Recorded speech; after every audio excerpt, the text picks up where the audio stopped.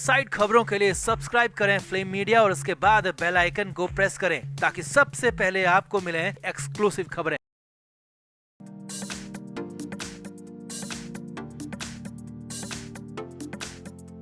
नवाब मलिक को कहीं से भी राहत नहीं दिख रही है। किसी दिन अगर एक्शन नहीं होता तो वो तूफान से पहले की शांति होती और यही हुआ भी है। और अब की बार मुंबई नहीं बल्कि नासिक तक मामला पहुंच गया है। नासिक के कबाड़ बाजार में अचानक ईडी की टीम पहुंच गई और वहां रेड बढ़ गई। खबर तो यहां तक है कि लोकल पुलिस तक को इसका पता नहीं था, पुलिस को खबर नहीं थी, जिसके बाद इस रेड का, इस पूछताछ का रहस्य और ज्यादा बढ़ गया है। नासिक के कुछ बड़े कबाड़ियों तक ईडी की टीम पहुंच गई, जिसके बाद कबाड़ कारोबारियों ने कई राज खोल दिए, कई बातें बोल दी जो कि नवाब मलिक की मुश्किलें बढ़ा सकती हैं। तो क्या हुआ नासिक में, क्यों अचानक कबाड़ी बाजार पहुंची ईडी की टीम और कबाड़ियों ने नवाब मलिक को लेकर क्या क्या खुलासे किए, सब कुछ आपको बताते हैं। आप भी इस वीडियो को शेयर करें और कमेंट करके अपनी राय जरूर दें।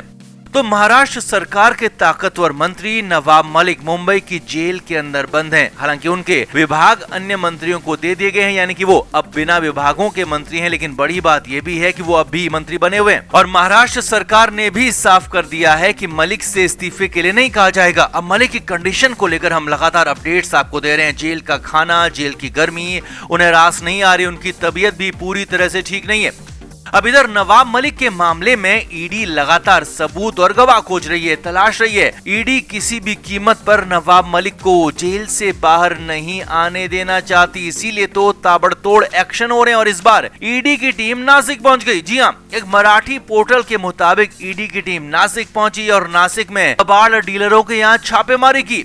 सूत्रों के मुताबिक नवाब मलिक के साथ हुए लेन देन की जांच के लिए, जानकारी जुटाने के लिए ईडी की टीम नासिक पहुंची थी और सीधे कबाड़ी बाजार पहुंचकर नासिक के बड़े कबाड़ियों के यहाँ छापेमारी की, पूछताछ की। आगे देखिए, ईडी ने कुछ कबाड़ कारोबारियों से कई घंटे तक सवाल जवाब किए। करीब 10 से 12 घंटे तक ये पूछताछ चली और इस दौरान ईडी को लेन देन से लेकर बहुत कुछ जानकारी मिली है। अब वो जानकारी भी आपको बताएंगे, लेकिन सबसे बड़ी और हैरानी की बात यह है कि नासिक के पुलिस और प्रशासन ने इस पर कुछ भी कहने से इनकार कर दिया है। और सूत्रों के मुताबिक नासिक पुलिस प्रशासन को भी ईडी के इस एक्शन, ईडी की इस रेड पूछताछ के बारे में कोई खबर नहीं थी। जो कुछ हुआ सब कुछ अचानक हुआ और सब कुछ ईडी के प्लान के मुताबिक हुआ और लोकल एडमिनिस्ट्रेशन को इस बारे में जानकारी नहीं दी गई थी। जी हाँ, सूत्रों के मुताबिक ये बड़ी खबर बताई जा रही है कि प्रशासन को इसकी जानकारी नहीं थी, जिससे इस रेड का, पूछताछ का रहस्य और ज्यादा गहरा गया है कि आखिर इसमें ऐसा क्या था, कितना बड़ा ये मामला था जो कि लोकल पुलिस को भी भरोसे में नहीं लिया गया, उन्हें नहीं बताया गया। आगे देखिए, नासिक के अंबाद इलाके में कबाड़ के डीलरों की कई दुकानें हैं, कई ऑफिस हैं और यहाँ पर मराठी पोर्टल के मुताबिक इनमें से कई कबाड़ियों के नवाब मलिक के साथ सीधे संबंध है। नवाब मलिक इनके साथ डील करते हैं, इनके साथ कारोबार करते हैं। पोर्टल के मुताबिक नवाब मलिक कबाड़ के कारोबार में भी शामिल हैं और नासिक के इन्हीं डीलर्स के जरिए वो डील करते हैं और इनसे लेन देन होता है। और इसीलिए यहाँ से ईडी की टीम कुछ बही खाते, कुछ बुक अकाउंट्स और कुछ अन्य कागजी सामान भी लेकर गई है। अब नासिक में इस पूछताछ और रेड के दौरान किसी की गिरफ्तारी तो नहीं हुई, किसी के हिरासत में भी नहीं लिया गया है, लेकिन प्रशासन ने टिप्पणी करने से इनकार कर दिया है। वहीं ईडी के रडार पर कई बड़े कारोबारी आ गए हैं, कबाड़ वाले। अब सूत्रों के मुताबिक कुछ कबाड़ियों ने कई बड़े खुलासे किए और बताया है कि कैसे नवाब मलिक का कारोबार लगातार बढ़ रहा है, लगातार चल रहा है, दिन दूना रात चौगुना बढ़ रहा है। और नवाब मलिक का नासिक के साथ क्या लिंक है, नासिक से लिंक शुरू कैसे हुआ, कहां तक ये फैला हुआ है, इस बारे में कई तरह की जानकारी ईडी को मिल चुकी है। कई कबाड़ियों ने मुंह खोला है,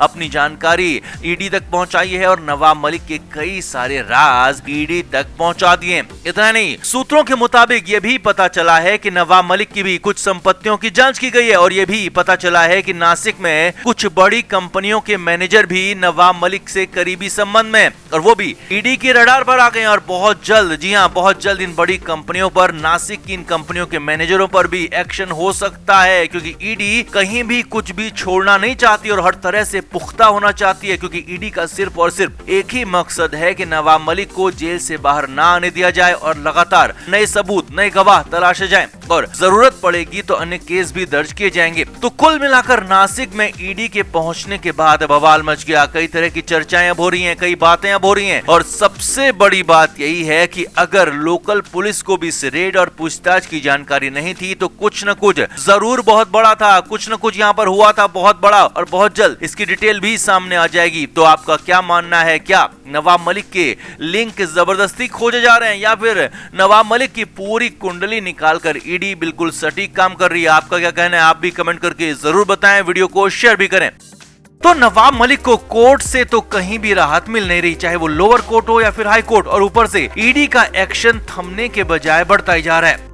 हालात यहां तक हैं कि नवाब मलिक के परिवार तक भी आंच आ रही है। मलिक के परिवार की संपत्तियों पर भी ईडी के एक्शन की तैयारी दिख रही है और कहा तो यहां तक जा रहा है कि मलिक के परिवार की कई अन्य संपत्तियां भी ईडी जब्त कर सकती है। अब ऐसे में नवाब मलिक के लिए हालात बेहद खराब ही हैं, चाहे वो जेल के अंदर हो या फिर जेल के बाहर। लेकिन जेल के अंदर वाले हालात अब ज्यादा खराब दिख रहे हैं। जी हाँ, जेल के अंदर से जो खबर आ रही है वो हैरानी भरी है, परेशानी भरी है नवाब मलिक के लिए। और कहानी में ट्विस्ट इतना ज्यादा है कि मलिक को उसी परेशानी की वजह से जेल से बाहर तक लाना पड़ सकता है। जी हाँ, ऐसी कुछ खबर मुंबई से ऑर्थर रोड जेल से आ रही है। अब पूरा मामला क्या है पहले वो समझिए, फिर आपको 14 साल पुरानी वजह बताएंगे और फिर आगे क्या होने वाला है वो भी बताएंगे।